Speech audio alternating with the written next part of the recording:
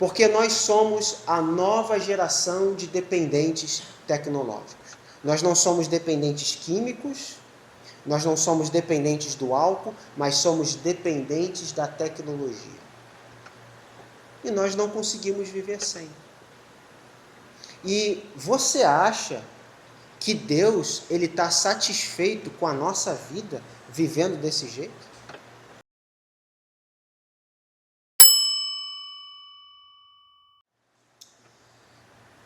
Vamos ler o versículo de número 10, após vamos orar. 2 Pedro 1,10.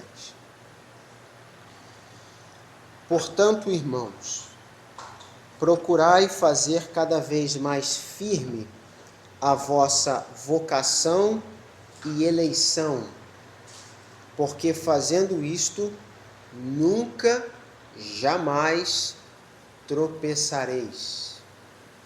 Porque fazendo isto, nunca, jamais tropeçareis. Vamos orar.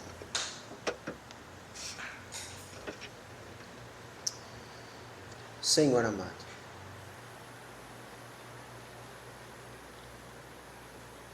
Senhor, nós oramos e rogamos a Ti nessa noite que o Senhor possa nos transpassar com a espada da Tua palavra. Que haja, Senhor, em nós um desejo de mudança, de arrependimento. Que o Senhor possa falar aos nossos corações. Que não seja, Senhor, uma noite que estamos aqui, vamos passar tempo, vamos ouvir uma mensagem, sair daqui da mesma forma que entramos. Não, Senhor.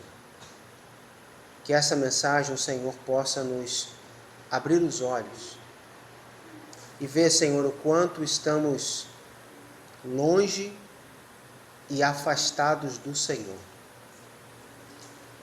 Somos fracos, débeis. Estamos, Pai, numa letargia espiritual muito grande. Precisamos do Teu sopro que traz vida, que traz transformação. Ajuda-nos, Pai. Fala conosco nessa noite, em nome de Jesus. Amém.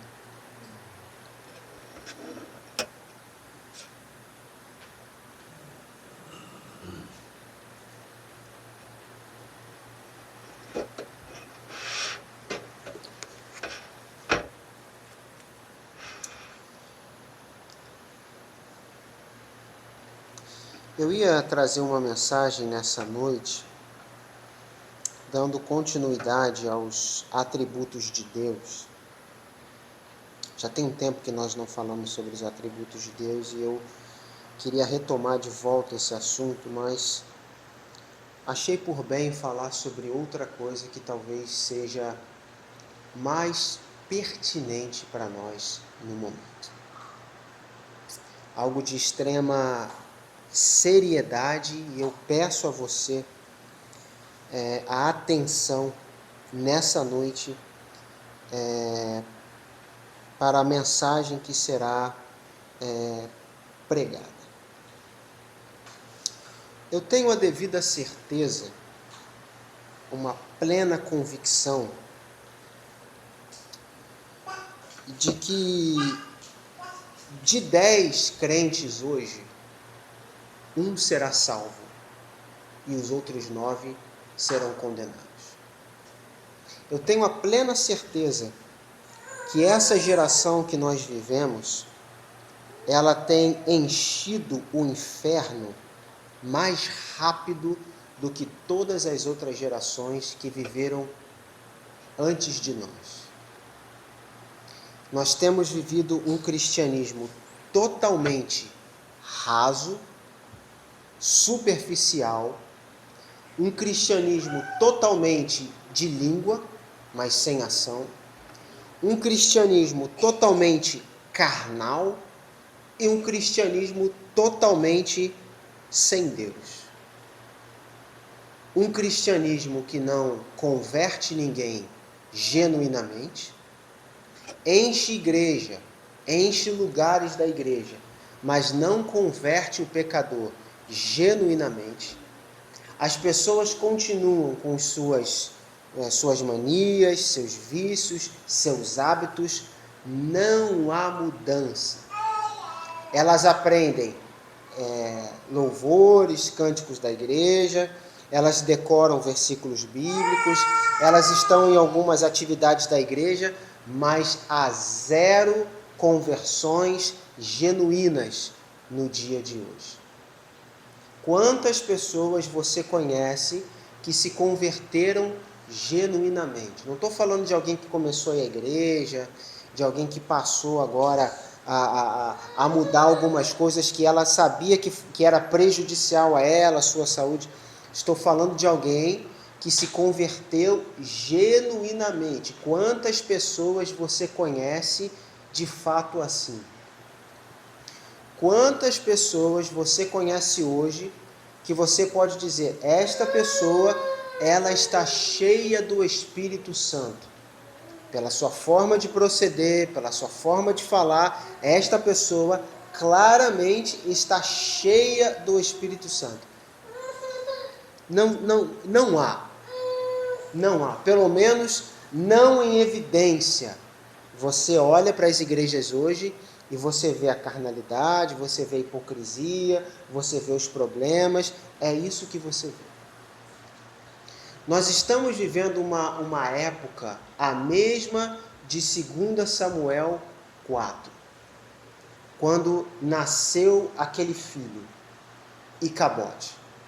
E colocaram o nome nesse filho, porque diz que foi-se a glória de Israel. A glória de Israel, ela se foi, acabou, Deus havia abandonado Israel,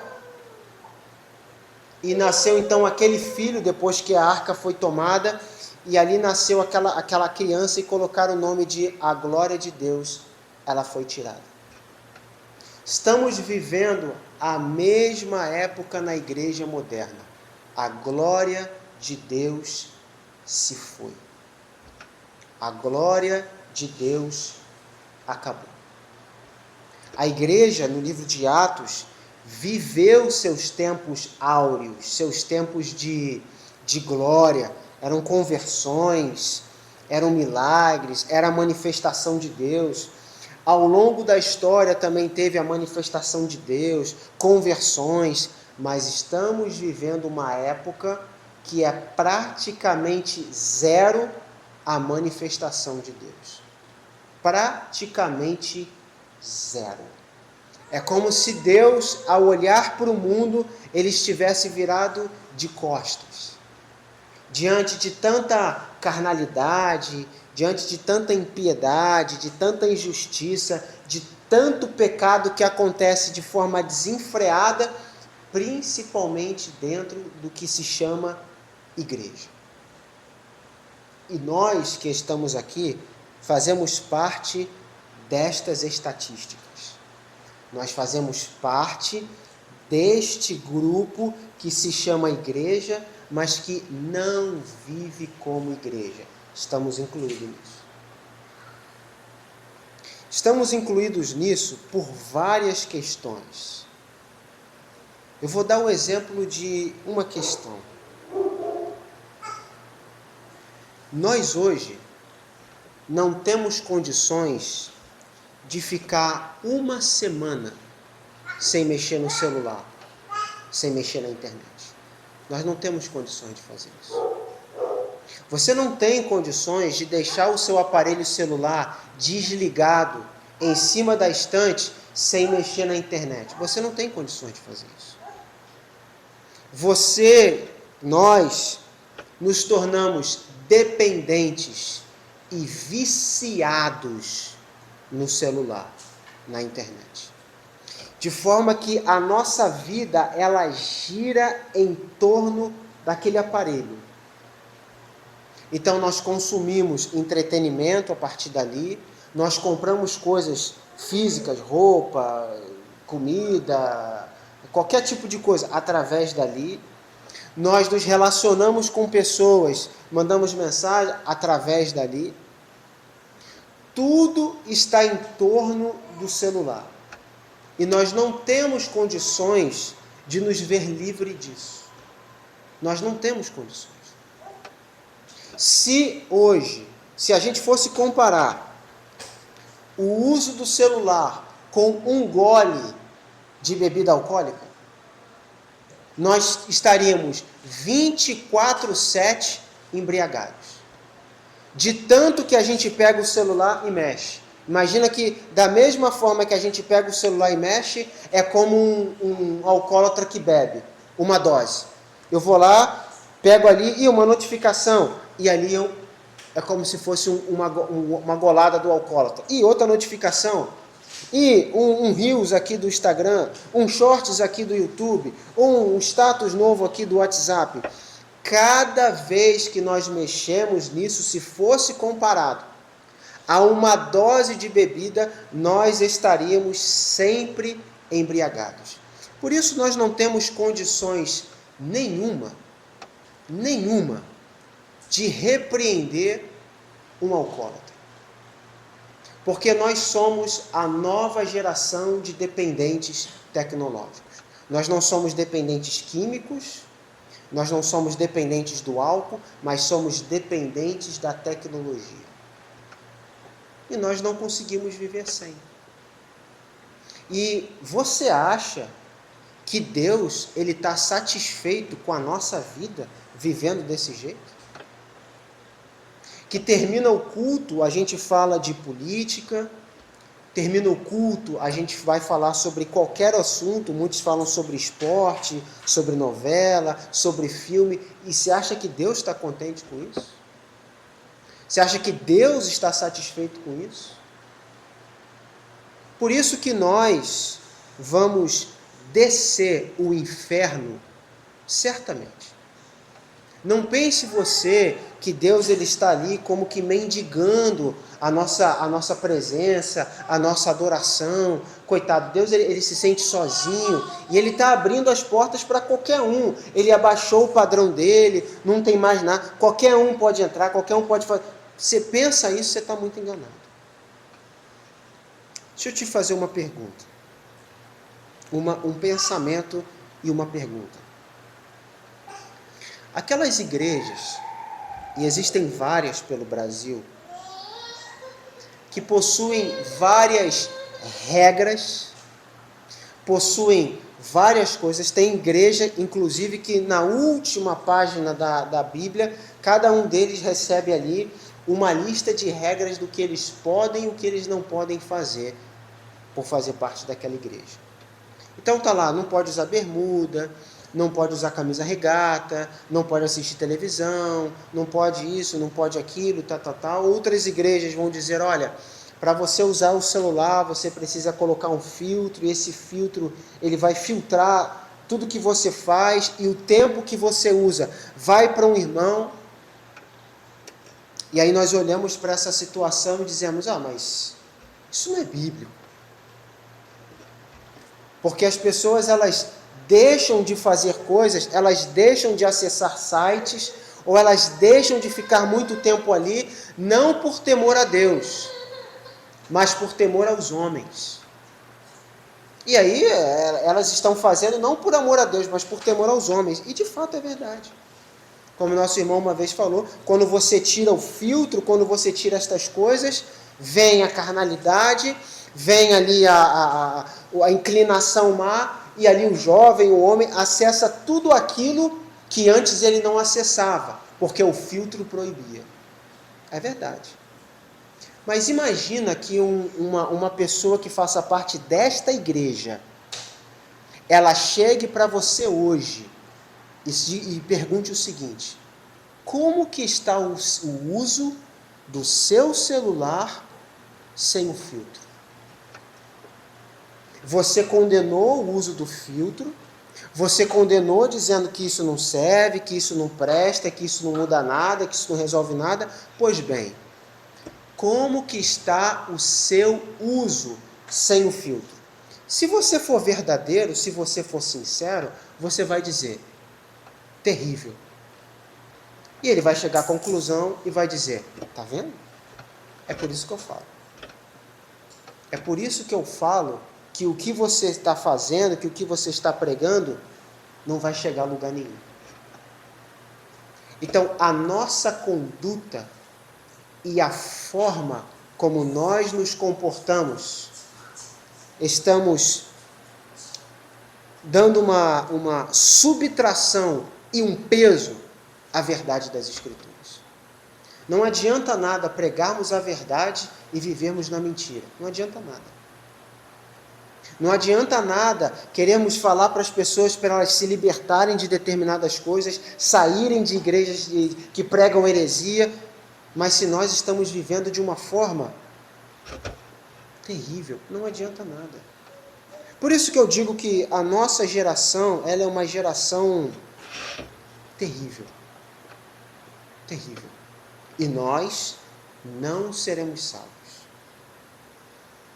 Nos falta o domínio próprio. Nós não sabemos o que é isso e nós não vivemos isso. A gente fala domínio próprio para aquele que, olha, você vai comer aí, irmão, cuidado, domínio próprio para você não comer demais. E aí você olha às vezes um crente lá, barrigudo, gordo, e você pensa, não tem domínio próprio. Ou lá o jovem lá nos seus momentos ali de carência, cuidado com os sites que você acessa, cuidado com as coisas que você vê, domínio próprio. Mas e o nosso tempo no celular? O nosso tempo atrás de coisas que não edificam, também não é falta de domínio próprio da nossa parte? De fato o Espírito não está frutificando na nossa vida porque não temos o domínio próprio? Ficamos ali horas e horas a fio atrás de uma tela assistindo provavelmente coisas que não edificam em nada. Jesus é claro em dizer que a boca fala do que o coração está cheio. Então, se após o culto, o que sai da nossa boca é assuntos que não são da Escritura relacionado a Deus, é porque o nosso coração está cheio disso. Não, eu vi. Não, o coração, ele está cheio disso. Foi Cristo que disse, a boca fala do que o coração está cheio. A Escritura diz para que quando estivermos juntos, tem que haver o estímulo ao amor e à prática das boas obras. Mas se nós estamos estimulando os outros a fazerem coisas que não é o amor e a prática das boas obras, o nosso coração está cheio de quê? De amor e prática das boas obras? Tenho certeza que não. Então, estas coisas mostram realmente como nós estamos na fé. Por isso que é muito fácil nós estarmos sentados aí e criticarmos várias pessoas, várias religiões, seitas, igrejas, seja lá o que for. É muito fácil quando nós não vivemos. E quando nós só estamos dispostos a viver com a nossa boca, mas não com a nossa atitude. É fácil sentarmos aí e falarmos bem de vários santos que viveram no passado. O pregador tal, o evangelista tal, fulano de tal. É muito fácil quando nós não estamos dispostos a viver do mesmo jeito. É muito fácil. Então hoje, já comentei isso numa outra oportunidade, então hoje os crentes eles estão dispostos a fazer guerra, luta contra as heresias, contra os conhecimentos errados, contra as pregações erradas. Eles têm uma lista, eles sabem defender na Bíblia como que é, como que não é, como que funciona, como que não funciona. Mas eles não têm a mesma disposição em combater as heresias para tratar os seus próprios pecados. Eles não têm a mesma disposição. Então eu vou condenar isso, eu vou fazê-los calar nisso, eu vou lutar contra aquilo. Ótimo. Mas e o seu pecado? E a sua carnalidade? Você combate também consigo mesmo da mesma forma, veemente? Ou você é tolerante com os seus pecados? Ou você é macio com os seus pecados? Por isso eu tenho certeza que Deus ele está completamente insatisfeito com a igreja moderna. Totalmente insatisfeito. Não há alegria, não há prazer, não há nada. Há tão somente, como nós falamos numa outra oportunidade, a ira de Deus. E talvez seja até pouco, que de 10, um se salve. Talvez seja até menos. Devido a tanta coisa que se vê nos dias de hoje, e as pessoas elas não conseguem se ver livres de algumas coisas. Jesus mesmo disse em Mateus capítulo 5, se teu olho te faz pecar, arranque e lance fora. Se tua mão te faz pecar, arranque e lance fora. Se teu pé te faz pecar, arranque e lance fora. É melhor entrar no reino aleijado do que com as partes do corpo completas e ir para o inferno. Mas nós não temos condições de fazer isso. Nós não temos. Seja honesto, seja sincera, nós não temos condições de fazer isso. Veja o celular. Você sabe quanto tempo você perde.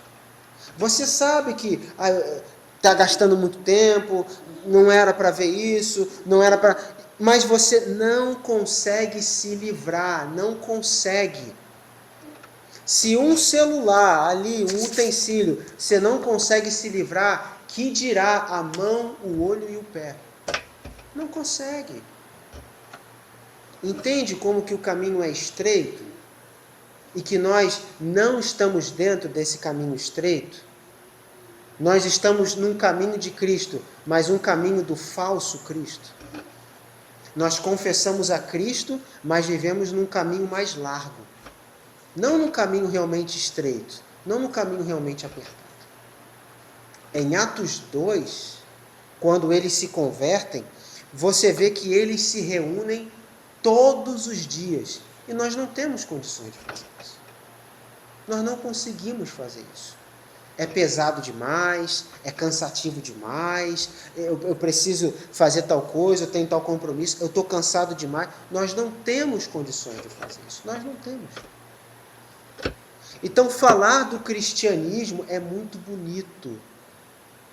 Mas nós não estamos conseguindo praticar o que eles viveram.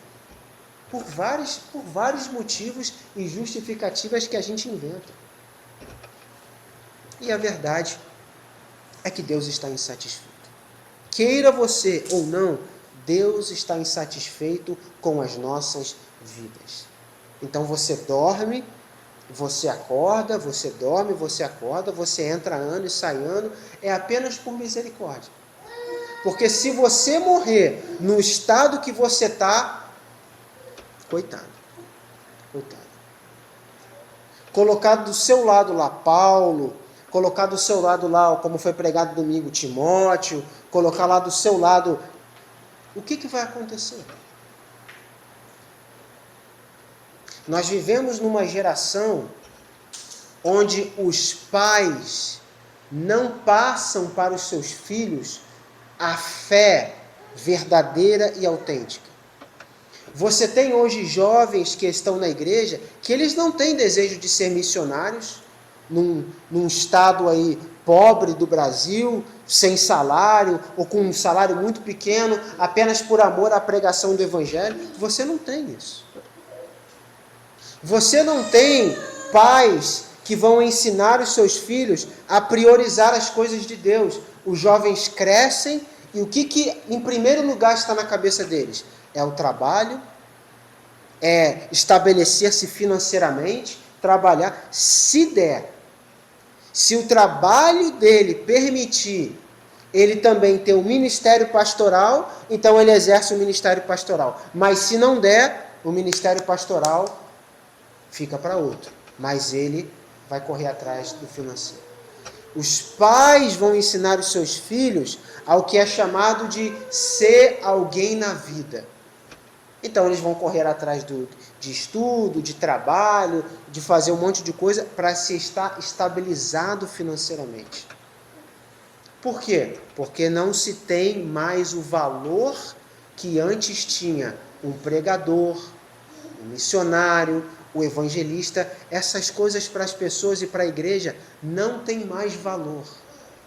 Tem valor, sim, o jovem ser bem-sucedido, ser um médico, ser um advogado, ser alguém que está aí nas mídias sociais, nas redes sociais. Isso tem valor.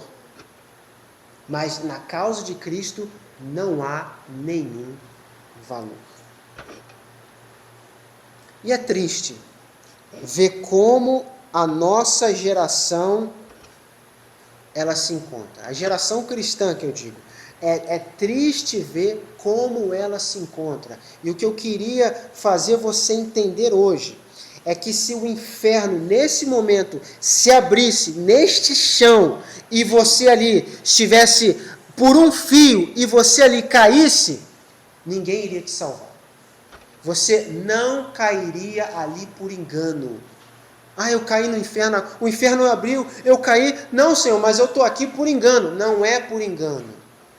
Você vai descer o inferno pela forma como você tem se comportado, pela maneira como você tem crido o seu evangelho. Um evangelho fraco, inútil, ridículo, um evangelho que não frutifica. Não frutifica. E nós achamos que Deus tem que aceitar isso.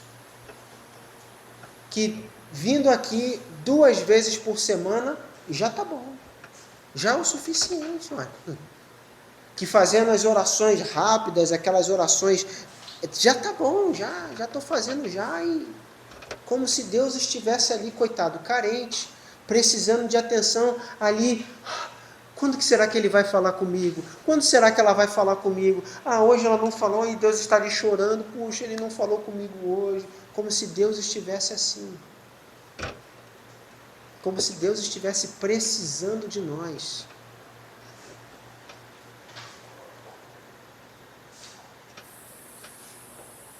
A maior parte do inferno talvez não seja dos ímpios, aqueles que não conhecem a Deus, mas seja justamente daqueles que conhecem a Deus. Talvez o que mais enche o inferno hoje, mais rápido, é as igrejas. São as igrejas que mais estão enchendo o inferno. Está lá pregadores, vão estar lá evangelistas, vão estar lá pessoas que participaram da ceia, pessoas que deram cesta básica, vão estar lá, queimando no inferno. Abre comigo Gênesis capítulo 19.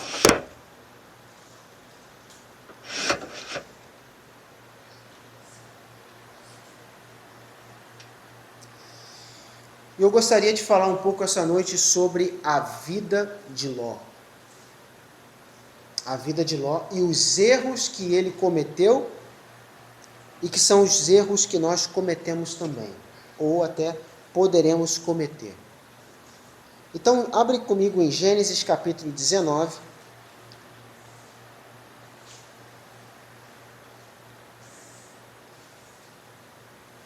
Versículo 16, no início, diz assim: Ele, porém, demorava muito. Ele demorava muito. O que está acontecendo aqui nessa história? Em Gênesis capítulo 13, Abraão e Ló, os pastores deles começam a brigar. Eles estão juntos, mas os pastores começam a brigar. Quando existe essa briga, então eles de comum acordo decidiram cada um ir para um lado. Se um for para a esquerda, o outro vai para a direita. E aí então Abraão deixou Ló decidir o que ele iria fazer. Olha, Ló, escolhe, se você vai para a esquerda, então eu vou para a direita. Mas se você for para a direita, eu vou para a esquerda. Pode escolher à vontade. E aí, se você for em Gênesis capítulo 13, olha o que diz lá. Versículo 11. Então Ló escolheu para si toda a campina do Jordão. Vamos ler o versículo 10. Levantou Ló os seus olhos e viu toda a campina do Jordão, que era bem regada, antes do Senhor ter destruído Sodoma e Gomorra. E era como o jardim do Senhor, como a terra do Egito, quando se entra em Zoar. Então Ló escolheu para si toda a campina do Jordão, e partiu Ló para o oriente, e apartaram-se um do outro. Então, eles decidiram, e Abraão falou assim, olha, escolhe. Ló, ele prestou atenção em todo aquele vasto território. Ele escolhe o território justamente que a campina era melhor, e ele provavelmente pensou, os meus rebanhos vão se dar melhor ali, eu vou ter mais lucro, as pastagens são mais verdes, então, para eu habitar ali, é melhor. Mas olha o que o texto diz. Versículo 13. Ora, versículo 12. Habitou Abrão na terra de Canaã, e Ló habitou nas cidades da campina, e armou as suas tendas até Sodoma. Ora, eram maus os homens de Sodoma, e grandes pecadores contra o Senhor. Ló, quando ele vai escolher aquele lado, ele não leva em consideração Sodoma e Gomorra. Ele leva em consideração apenas o lucro, o benefício que ele vai ter. Não, mas ali os homens são grandes pecadores. Ló, talvez ali você perca a sua família. Ló, ali talvez os homens possam te corromper. Ló, ali não é um bom lugar. Mas a campina é verde, é como o jardim do Senhor. Então Ló escolhe, não baseado em uma fidelidade a Deus, ele não ora a Deus para saber qual local ele tem que escolher. Ele simplesmente olha com seus olhos e o que é mais benéfico para ele, ele escolhe. E talvez quantos são assim hoje? Quantos vão tomar decisões de trabalho, de casamento, vão tomar decisões de uma série de coisas sem consultar a Deus, olhando apenas os benefícios. É um bom salário, parece ser uma boa pessoa, parece que vale a pena, não consulta o Senhor. E aí consegue, às vezes casa, dá o trabalho e diz, não, foi bênção do Senhor. Começa a dar o problema, eu vejo que não é bênção do Senhor. Mas não orou antes. Não consultou antes. Ló não consultou e não viu antes. Ele foi até lá. Diz o texto aqui, versículo 10.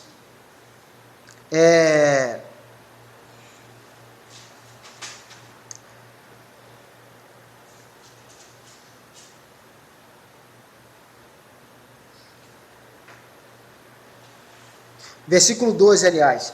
Ló habitou nas cidades da campina e armou as suas tendas até Sodoma.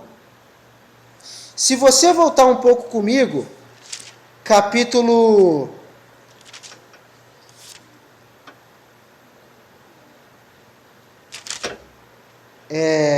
14,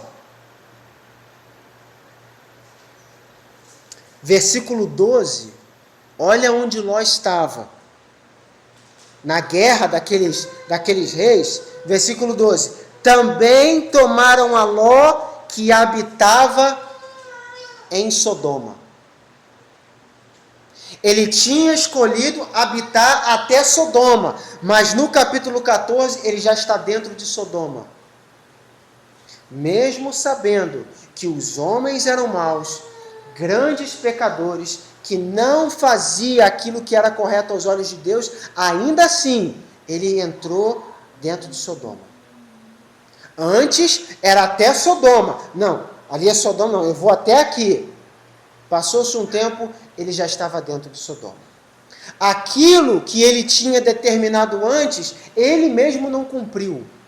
Ele mesmo foi levado. Talvez lá tinha um lucro melhor, um lucro maior, talvez lá as coisas pudessem fluir melhor. Tanto, nós vamos ver mais para frente, tanto que os genros dele, os que iam casar com a sua filha, eram da onde? De Sodoma. Ele já estava misturado ali, a família já estava misturado ali, dentre os pecadores, os quais Deus odiava. Os quais Deus odiava. E qual foi a decisão de Ló para escolher esse lugar? Não foi espiritual, não foi fidelidade a Deus, não foi buscando o melhor para Deus, foi buscando o melhor para si. E ele se deu mal por isso. Muito mal que ele se deu por isso. Toda vez que eu e você, quando formos tomar qualquer tipo de decisão, formos tomar essa decisão baseado nos nossos benefícios, você pode ter certeza que lá na frente vai dar errado. Você pode ter certeza que lá na frente vai dar errado. Deus rapidamente vai dar um jeito de acabar com os seus projetos, com os seus sonhos, com aquilo que você planejava. Rapidinho ele vai tirar você ali do seu avanço.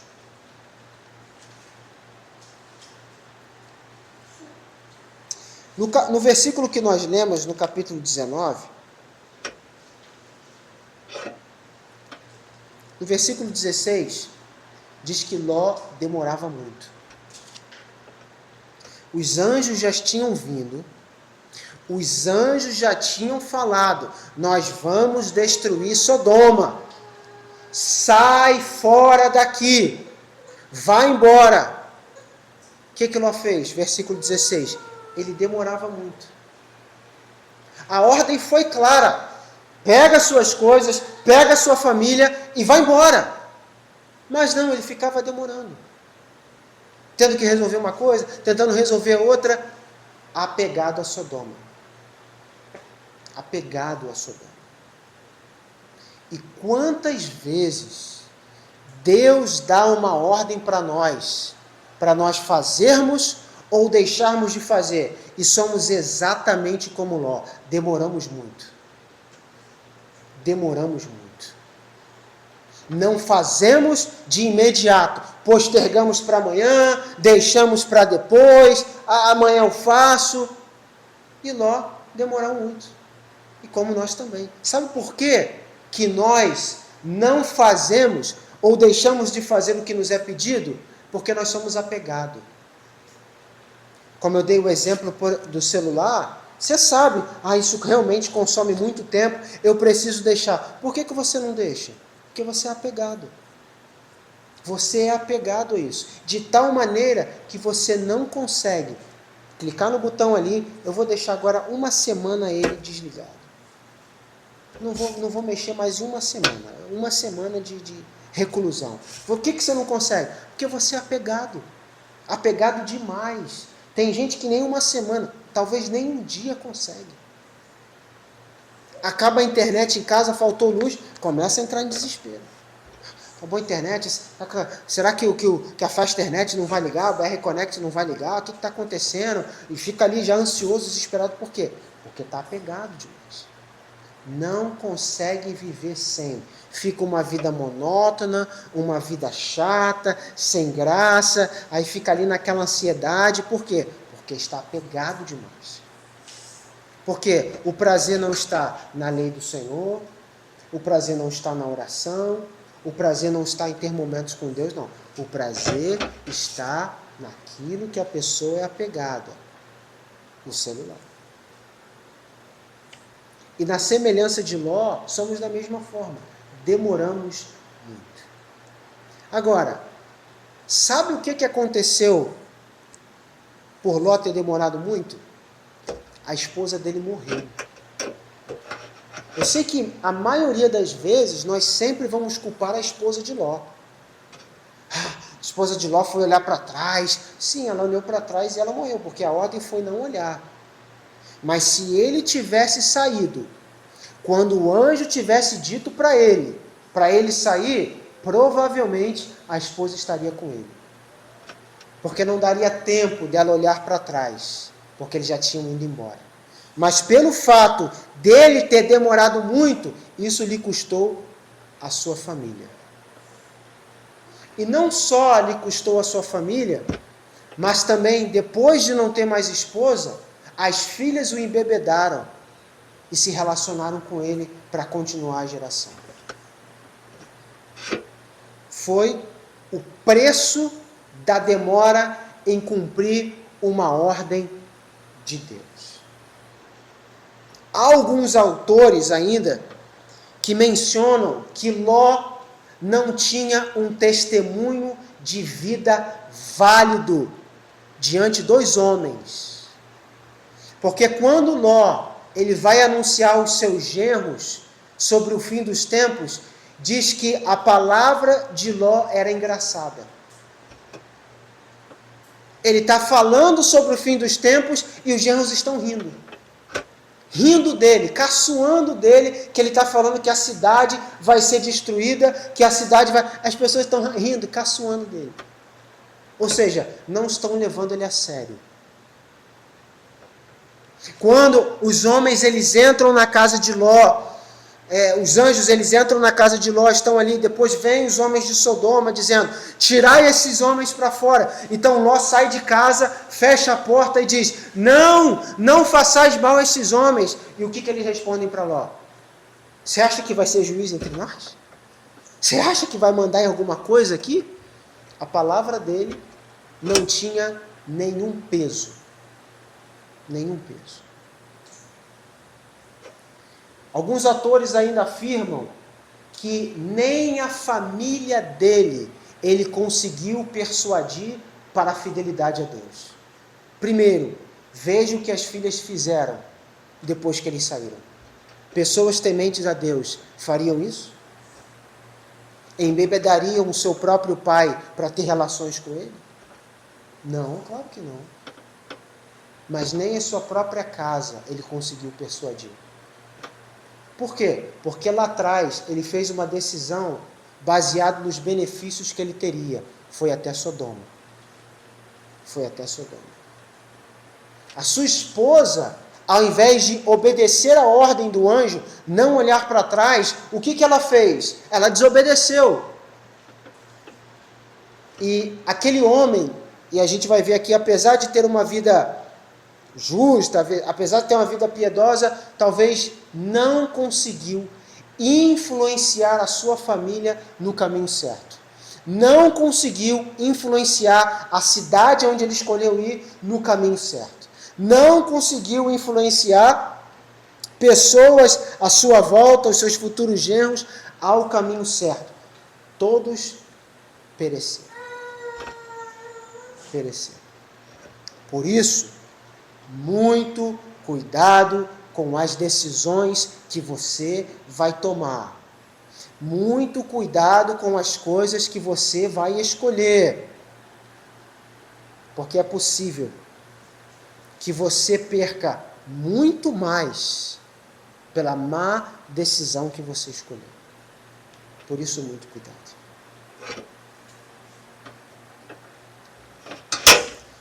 Quais foram os benefícios da vida de Ló? O que Ló tinha de bom que nós conseguimos aprender? Para que você não saia daqui pensando que Ló ele foi um desgraçado, um miserável, um pobre coitado. Se você abrir em 2 Pedro, o texto que nós lemos lá no início, o que nós podemos aprender do exemplo dele?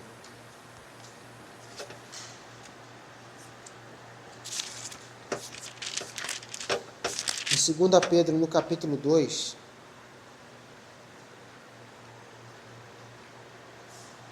versículo 6 diz: condenou a destruição as cidades de Sodoma e Gomorra, reduzindo-as a cinza e pondo-as para exemplo aos que vivem impiamente.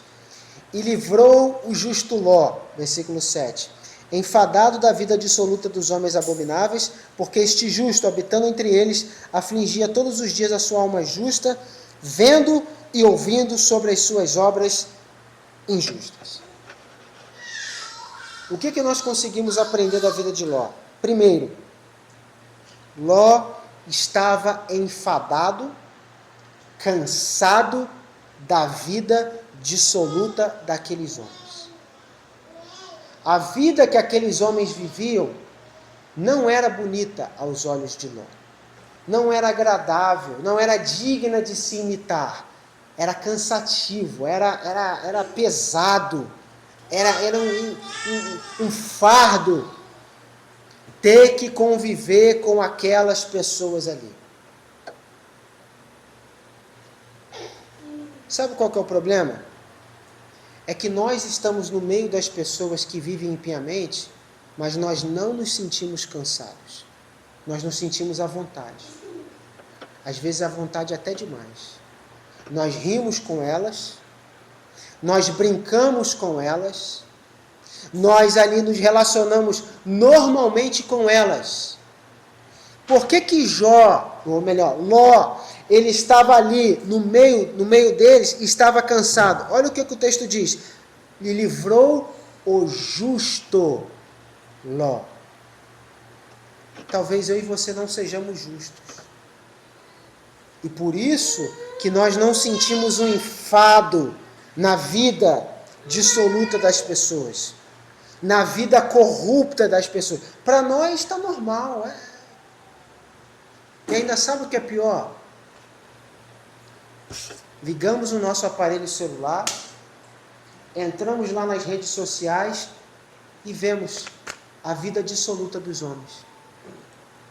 Não só, já não basta nós convivermos com estas pessoas que vivem de maneira dissoluta, às vezes no trabalho, às vezes na rua, às vezes na própria casa. Já não basta, nós ainda abrimos o celular e olhamos e ficamos buscando estas coisas. Não somos justos. Somos injustos.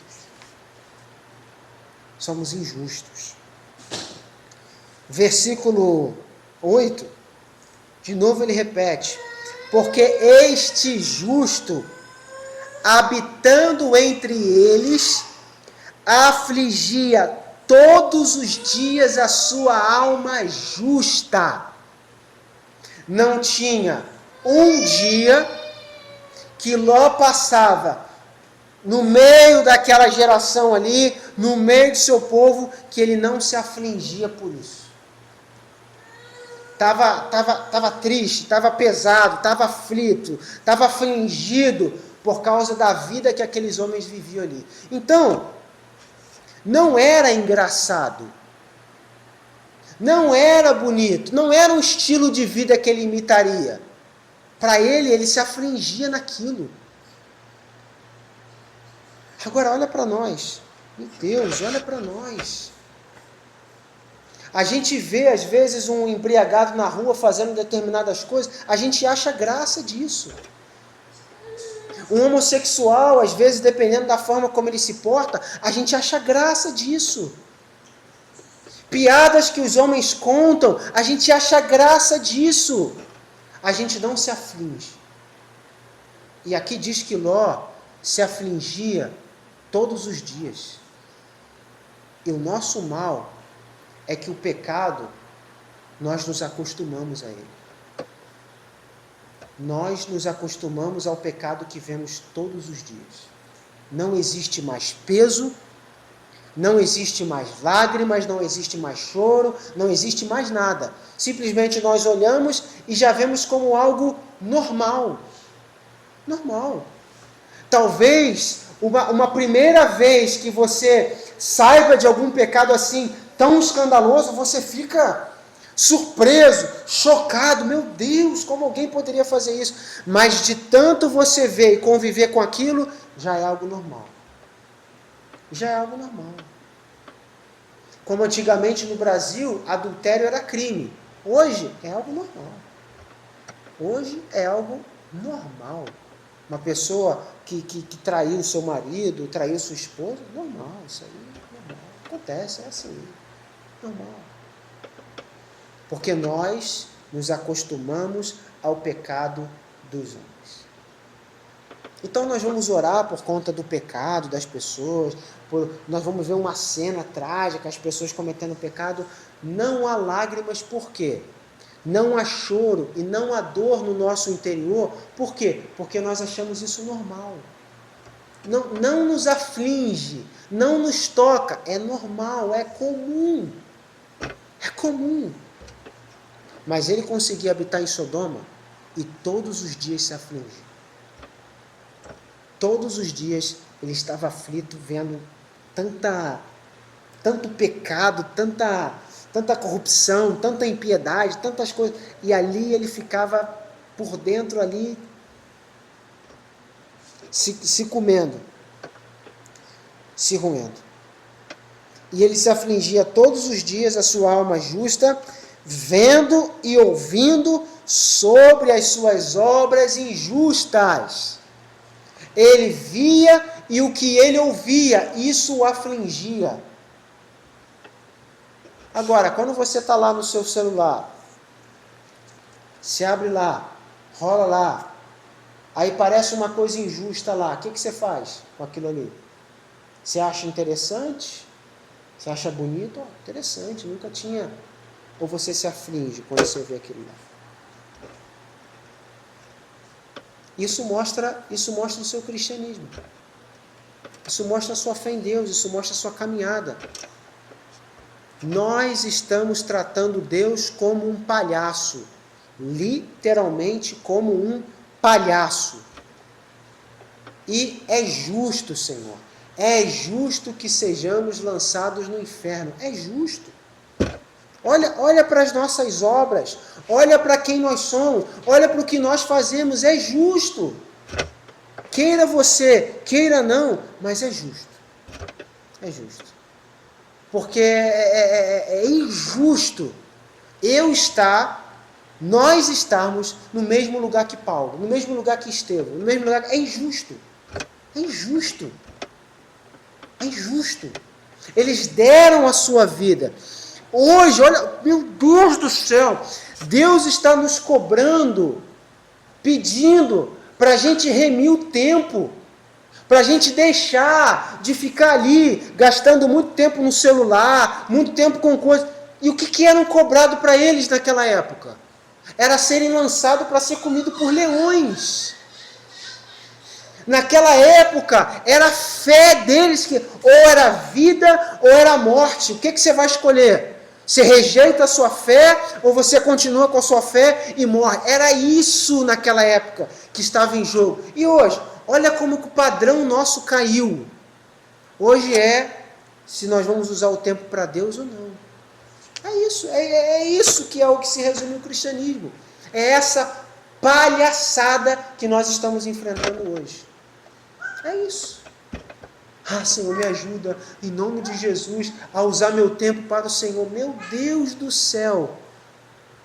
Por isso, se vier uma perseguição hoje, e sua fé estiver em jogo, eu tenho certeza absoluta que nós vamos preferir a nossa vida do que morrer pela causa de Cristo. Ah, não, irmão, eu vou morrer pela causa de Cristo. Tá, faz o seguinte, desliga seu celular uma semana, fica sem mexer em uma semana e mostra de fato que você morreria pela causa de Cristo. Você não consegue.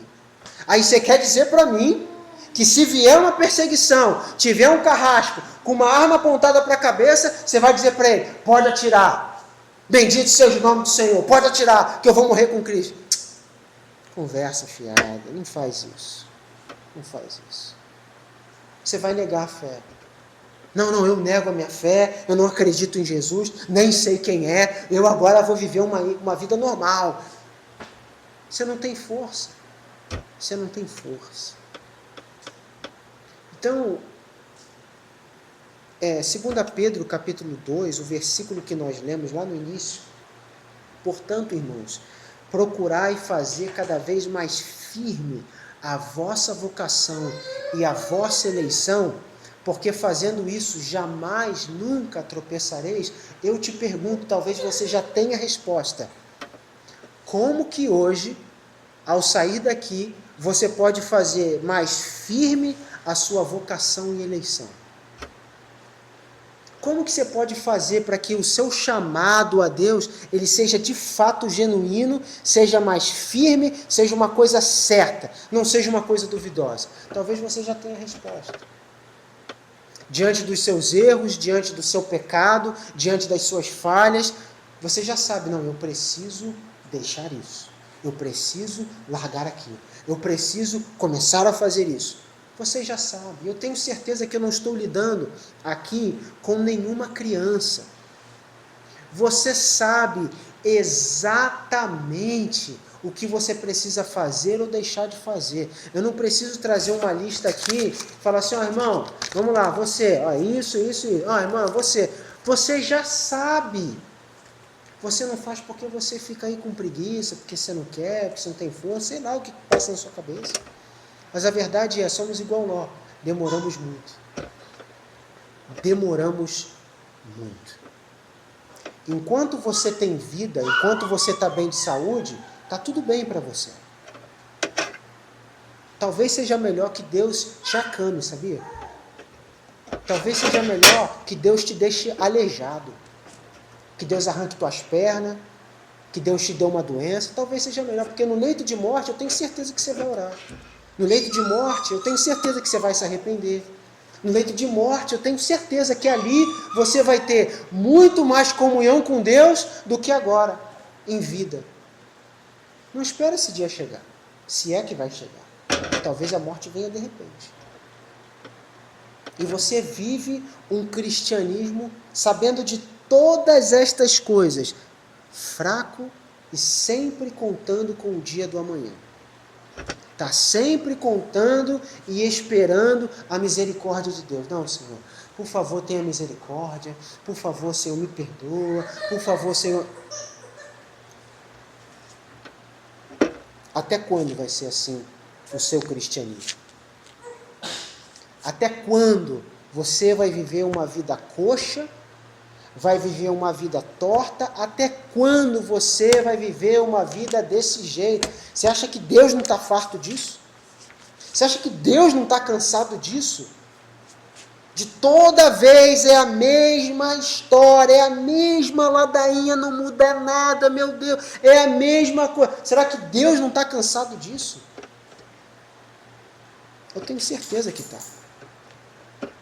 Mas se Ele ainda não te matou, se você ainda não foi-se dessa terra, é porque Ele está te dando mais uma oportunidade. Ele está te dando mais uma chance de consertar a sua vida. De largar o que você precisa largar. De começar a fazer o que você tem que fazer. Começa de fato a mudar a sua vida.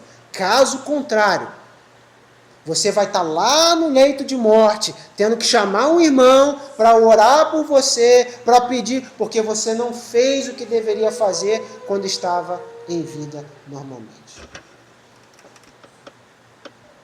Então que Deus nos ajude a despertarmos, principalmente nessa era do fim. Estamos no fim, e eu espero que Deus, Ele nos desperte e nos acorde. Vamos orar.